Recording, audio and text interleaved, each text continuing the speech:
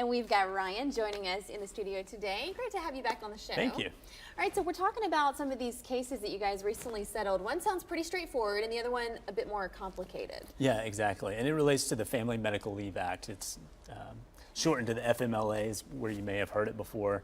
But what it involves is employees taking leave that's allowed by the federal government. That they enacted this law that enables you to go through and take time away from work whenever you may need it. And oftentimes it may involve a serious illness or a family member's illness, or if you go through and you have a baby, whether it's by birth or adoption, either one, FMLA goes through and allows for those times of leave.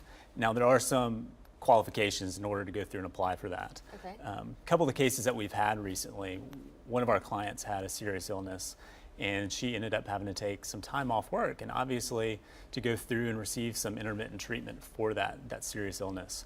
And so whenever she went through and she took that leave from work, she ended up getting penalized from her employer. The employer ended up terminating her. Oh, wow. Even though she had gone through the correct ways, she had gone through the proper procedures. Wow. And so she ended up being terminated. And it's just kind of an unfortunate but clear-cut violation of FMLA. Right, that one was pretty straightforward. Exactly. The other one was a bit more complicated. Exactly. The second case we recently settled involved a client of ours that went through, and they similarly had gone through and been approved for FMLA leave. They had taken time off work.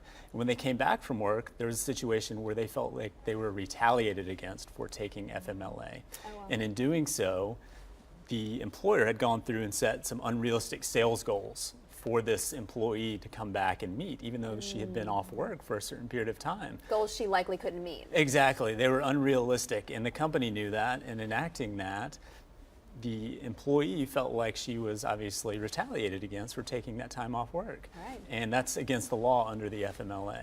Okay, so let's talk about the damages that folks are entitled to under the Act. I mean, what did these people get after these cases were Yeah, done? exactly. Anytime you're dealing with damages in a legal situation, it often deals with trying to allow the person who's been harmed, placing them back in a position where they would have been before the harm occurred. Gotcha. So in this case, you're dealing with wages, whatever that person was making before they were terminated or let go, or whatever the adverse circumstances may be.